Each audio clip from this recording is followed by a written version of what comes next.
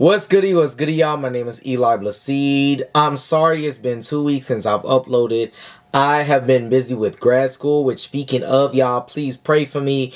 I got an exam this upcoming week that I am fake not ready for, but pray that I have the discipline to get ready over these next 3 days because I cannot pray for an A and not study for an A. Amen. I ain't even mean to do that like that, but you know, I'm a poet and I don't even know it. Regardless, once again, my name is Eli Blacede. We are here for Hood Translation of the Bible. Today we are going to start with Genesis chapter 20. As we finished on, I'm all the way in Deuteronomy, baby. As we finished on 19. Speaking of, though, while I'm looking for it, how y'all week been? Y'all been good? I'm low-key kind of stressed, but I kind of did it to myself. So while it's still early, I'm trying to buckle down and whatnot. So that way I can course thrive, because this is my year. I don't care what nobody else say. Alright, now we're on Genesis chapter 20, which I believe Deuteronomy by fire, destruction by fire. Alright, so I believe this is about the birth of Isaac. Alright, y'all, I'm sorry. I don't know which one it is, but the subtitle for this chapter is either Abraham and Abimelech, which I think, low-key, that was last chapter's, or it's the birth of Isaac. So we'll get to it when I actually start reading. Anyhow, Genesis chapter 20, verse 1. And Abraham journeyed from thence towards the south country, and dwelled between Kadesh and Shur, and sojourned in Gerar. Verse 2. And Abraham said of Sarah his wife, she is my sister. And Abimelech, king of Gerar, sent and took Sarah. But God came to Abimelech. Alright, so like I said, this one is actually subtitled Abraham and Abimelech, because I don't remember reading this one.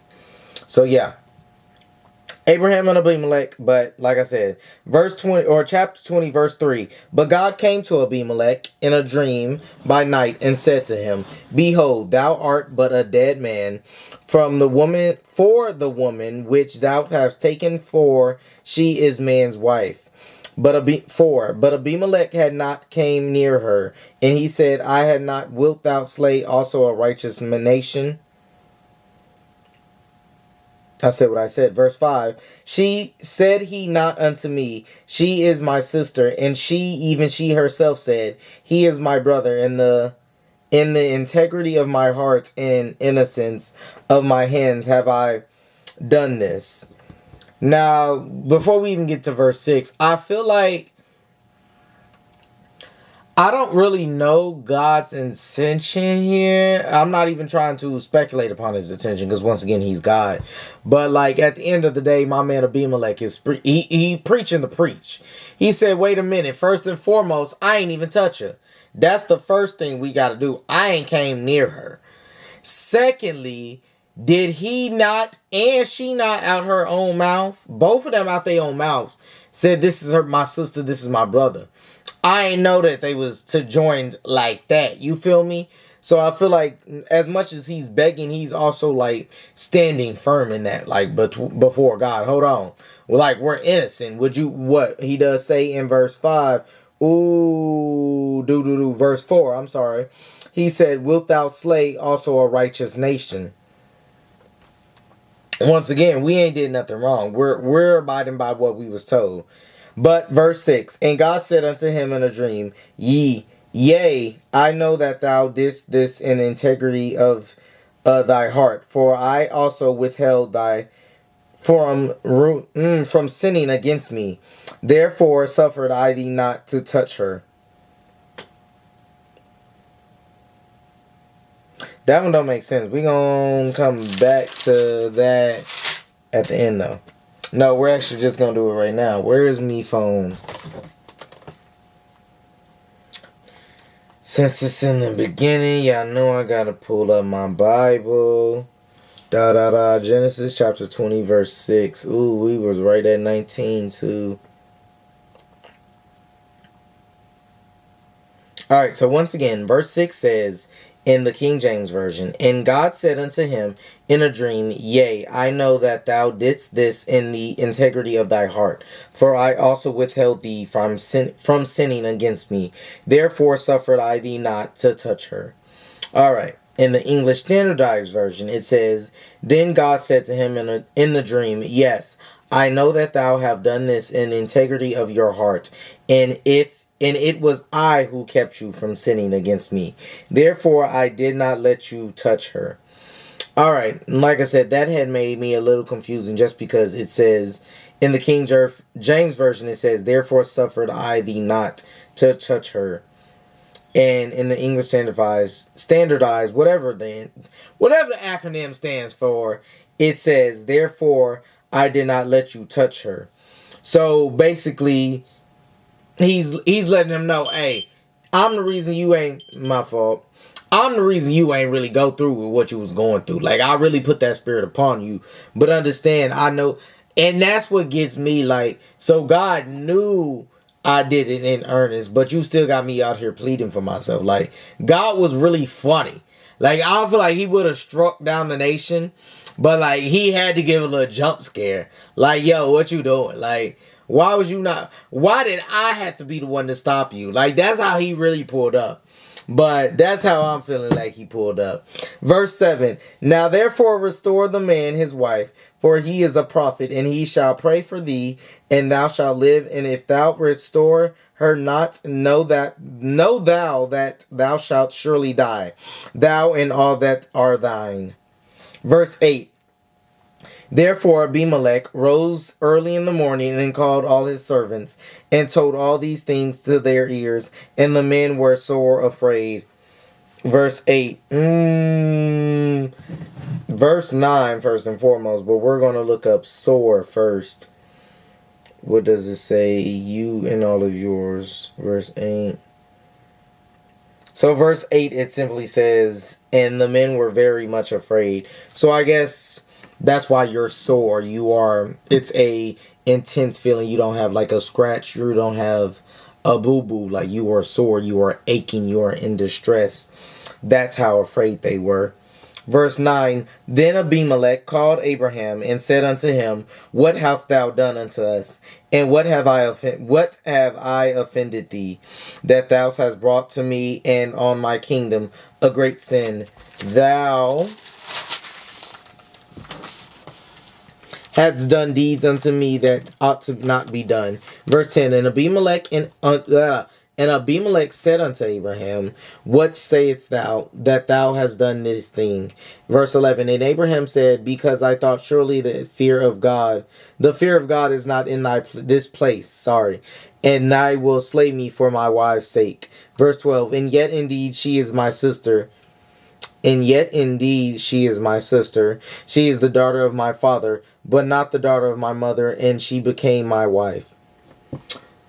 First and foremost, I really had to come into question. At this point, after everything that happened, Sarah's still looking good at 100. That's what I gotta be like, because I'm not getting why you did all this at 100. Like, he really says, surely she would slay me for my wife's sake. Meaning she was still fair, because remember, he did this to Pharaoh. He did this earlier in another chapter of Pharaoh. So, like, he an expert at the plot at this point. He an expert at the technique. But, like, that's what's really crazy, because I'm like, at this point, she didn't have Isaac. She didn't had... Was it just Isaac?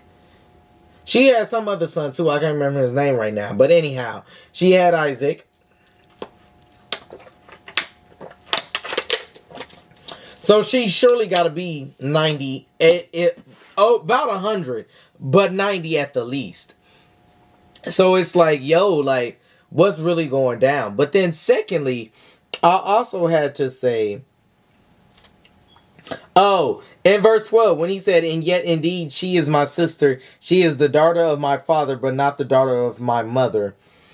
So she was a half-sister, which once again we get into... I don't feel like God knew what was going down in the beginning stages of civilization in the world, because as much as it's a half sister, regardless, they are related. The genome crossed at one point. It's not supposed to cross again. And so, like I said, I don't feel like God fully knew what was down the line of genomes. Like, at this point, he was just like, all right, it makes sense. And then later on, like I said, now we had a civilization to understand incest is not cool. I'm so sorry to let y'all know. And I hope it's not one of them trigger words. But anyhow, it's not okay. Stop. Regardless, let me get off my soapbox. Verse 13. Ooh, hold on. No, I said what I said. Verse 13. And it came to pass, when God caused me to wander from my father's house, that I said unto her, This is thy kindness which thou shalt shew unto me at every place whither we shall come. Say for me, this he is my brother. Sorry, verse 14. And Abimelech took Sheen and oxen and mincer vance and van. Ooh, Jesus, I'm so sorry. Let me start over and slow down. Verse 14. And Abimelech took sheep and oxen and men servants and women servants and gave them unto Abraham and restored him Sarah his wife. So once again, we are at the point, Abraham a pimp. Because Abraham once again is getting blessed for finessing. He finessed Pharaoh. They gave him gifts and sent him upon his way. He finessed Abimelech. He gives him gifts and sends him upon his way. Abraham was the original hustler. Like, y'all can't tell me God wasn't using thugs. Abraham is hustling these people. He is literally making them feel like they did him wrong. He lied to them, and it's crazy. But that's neither here nor there. I can't stop a pimp from pimping, baby. Look, we love to see it. Verse 15. And Abimelech said, Behold, my land is before thee. Dwell where it pleaseth thee. Once again, it looked like some pimping, y'all. Verse 16. And unto Sarah he said, Behold, I have given thy brother 1,000 pieces of silver. Behold, he is to thee a covering of thy eyes, unto all that are with thee, and with all other. Thus she was reproved. Let me actually see what reproved mean before I feel like that's like reapproved would be my best guess, but let's see, verse 16.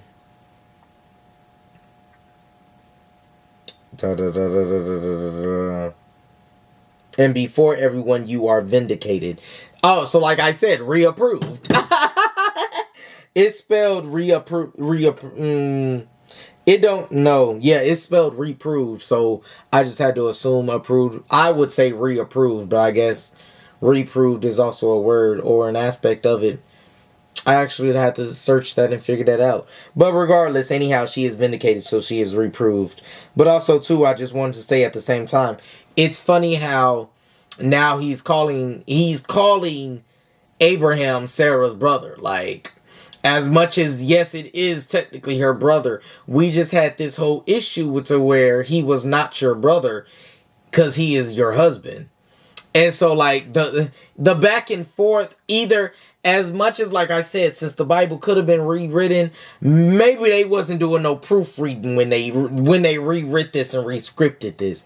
However, if this part was verbatim, it's hilarious how they go back and forth. Like, it's hilarious how they go back and forth between the two. Verse 17. So Abraham prayed unto God, and God healed Abimelech,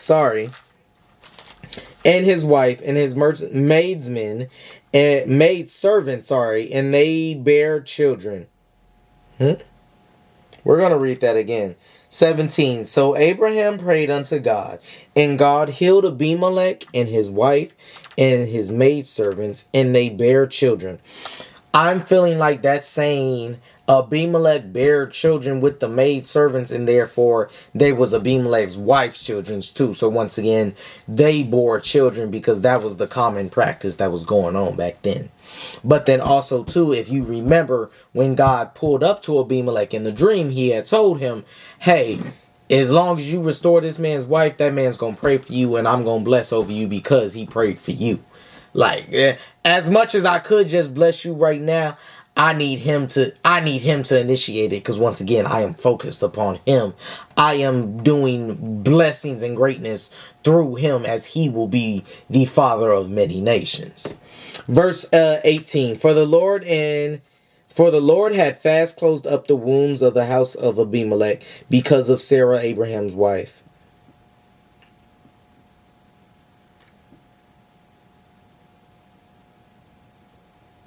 I'm going to have to read that. I'm sorry. I didn't mean to just pause. But so, because it says he had fast closed up because of his wife. So here it says, for the Lord had closed all the wombs of the house of Abimelech because of Sarah, Abraham's wife. But like, what doesn't get me about that, I'm feeling like they are going into past tense for that. Because I'm feeling like, while Sarah, of course, was with Abimelech, that's when he is saying he had fast closed it up. So I'm not believing he did that now that Sarah has returned back. But he's saying now the blessing has returned and they are able to bear children. Because while Sarah was there and he was laid up with her, which I'm also guessing it wasn't just a night. Because for God to intervene, I feel like he might have been able to withstand for a night, even though during this time that's really all they was doing. Regardless, that's neither here nor there. I feel like it had to be a while. He had to literally be tossing, turning all night, asking himself, why do I not want to touch this woman? Why do I not want to be with this woman? Why do I not want to get to know this woman? And like I said, for God to intervene, I feel like it had to be a time period. And therefore, or a time would have to have elapsed. And therefore, when it's in 18, he says, for the Lord had fast closed up all the wombs of the house of Abimelech because of Sarah, Abraham's wife. I am assuming that is because when she was there. Because what was the point? It wouldn't be because of Sarah before she arrived, and surely it wouldn't be because of Sarah after she had left. So if it's because of Sarah, it's because Sarah's in the room. Y'all gotta pick it up. It's real simple, real easy. Anyhow, now we'll get to chapter 21, which I believe this one is called the birth of Isaac. So she did have Isaac. She had some child. I can't remember, but she had some child. This ain't her first rodeo. Anyhow, verse 1. And the Lord visited Sarah as he had... hold on. How many we got? Anyhow. And the Lord visited Sarah as he had said. And the Lord said unto Sarah... did unto Sarah as he had spoken. For Sarah conceived and bare Abimelech... bare Abraham a son in his old age at the set time of which God had spoken to him. Verse 3. And Abraham called the son of his son that was born unto him... whom Sarah bare to him, Isaac. Verse 4. And Abraham circumcised his son, Isaac, being 8 days old, and God had commanded him. Now, also, Israel. I believe Abraham's other son was Israel, because Israel was 8 years old, not 8 days old. Or was he 13? He was either 8 or 13. I can't remember. But anyhow, when he had got circumcised. So once again, like I said, she had bore another child. I just wasn't thinking. They all got eyes, which y'all love doing that now too, naming all y'all children after the same alphabet. Baby, there's 26 letters in the alphabet. Diversify. But anyhow, that's neither here nor there. Verse 5. And Abraham was 100 years old, and when his son Isaac was born unto him. When his son Isaac was born unto him. Verse 6. And Sarah said, God hath made me to laugh, and so that all that hear will laugh with me. Verse 7. And she said, whom would have said unto Abraham that Sarah would have given children suck? For I have borne him a son in his old age. Sorry, y'all know I can't see without the light. Verse 8. And the child grew and was weaned, and Abraham made a great feast the same day that Isaac was weaned. Verse 9. And Sarah saw the son of Hagar, the Egyptian, which she had born unto Abraham, mocking. I want to see if that actually means mocking like we think it's mocking. I feel like he was just probably standing. He was somewhere where he could be seen, and she was like, "Oh, he's mocking the child." Like, I don't feel like he was actually sitting there mocking. But let's see what the English Standardized Version said. Verse 9. It says, ooh, where is it? But Sarah saw the son of Hagar the Egyptian, who she had bore to Abraham, laughing. Oh, maybe he was laughing. Maybe they right on point. Verse 10.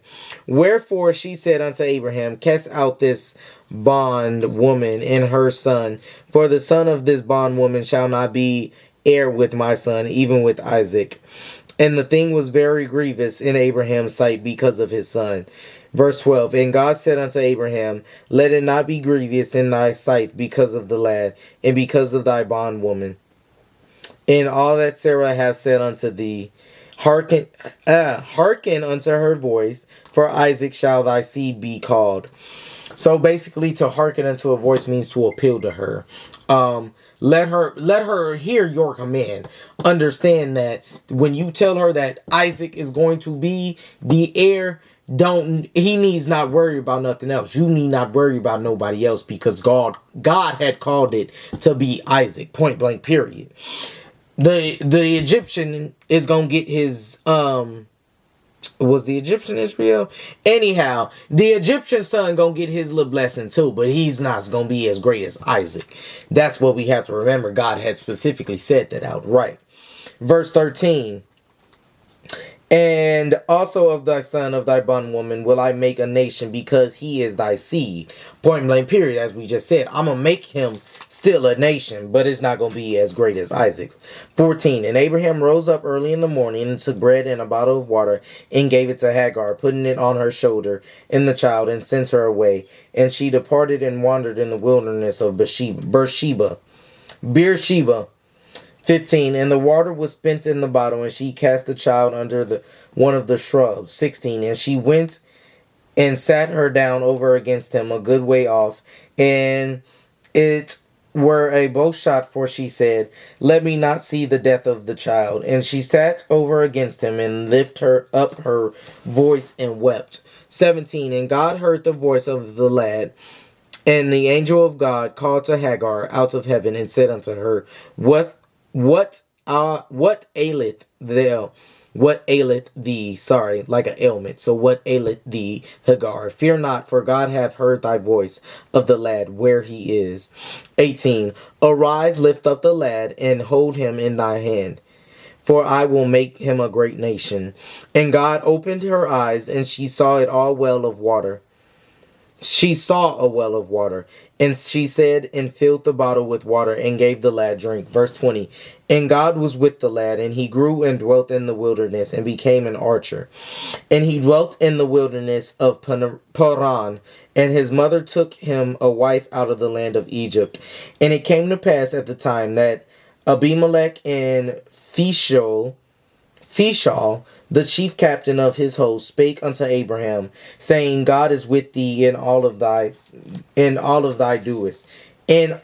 thou doest. Verse 23. Now therefore swear unto me hereby God, that thou wilt not deal falsely with me, nor with my son, nor with my son's son, but according to the kindness that I have done unto thee, that thou shalt do unto me, and that thy land wherein thou hast sojourned, 24. And Abraham said, I will swear. Verse 25. And Abraham reproved Abimelech because of the well of water, which Abimelech's secret servants had violently taken away. Verse 26. And Abimelech said, I wot not who hath done thou thing, neither this thou tell me, neither yet heard I of it, but today. Sorry, let me read that again, because that was confusing. Let me actually get a little understanding of it. That's verse 26.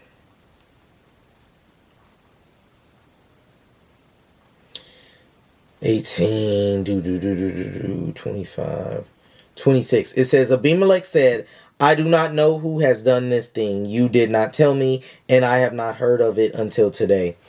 So once again, he was saying, who has taken away the well? He hasn't heard of it before, but it did happen, supposedly. I can't remember it either. I'm sorry, Abimelech. Or Abraham. Verse 27, and Abraham took sheep and oxen and gave them unto Abimelech, and both of them made a covenant. 28, and Abraham set 7 ewe lambs of the flock by themselves.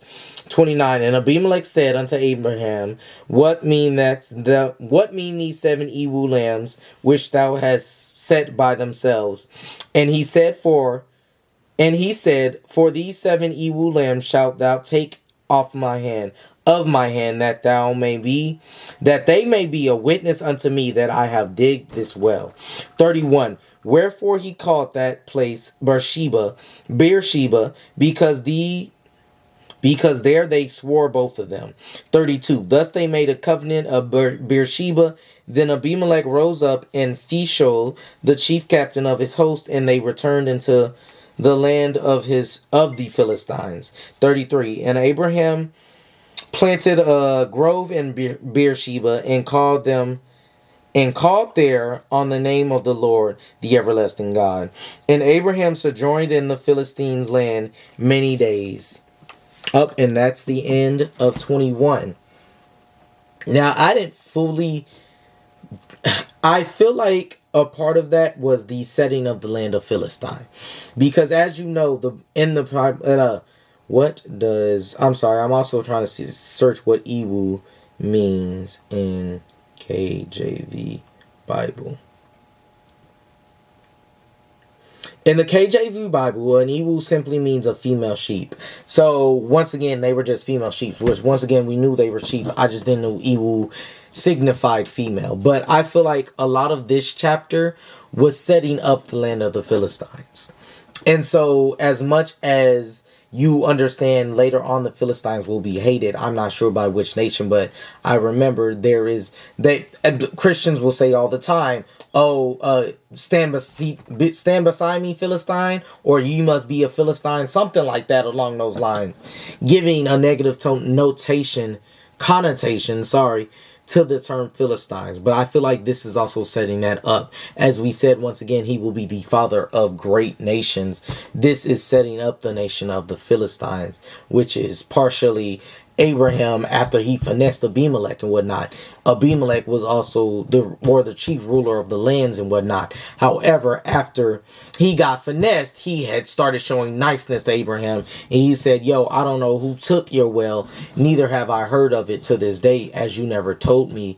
But also, too, at the same time, please show my son and my son's son's niceness as I have shown you until this day. Even though you finessed me, you was in the wrong, I still showed you niceness. As much as he's not seeing it like that, he don't understand. He's been finessed. And that's the best finesse. You've been finessed. So, once again, that's the best finesse. A finesse you don't know you've been finessed with. I guess it's not good for you, but it's good for the finesser. It's not good for the finesse-e. It's good for the finesser. But that's neither here nor there. So that is, once again, Genesis chapter 21 and 22 for Hood translations of the Bible. I am, once again, Eli Blessed. Make sure y'all like, comment, subscribe, all that good stuff. Catch me next week. I actually might make another episode tomorrow morning because I'm kind of 2 weeks behind.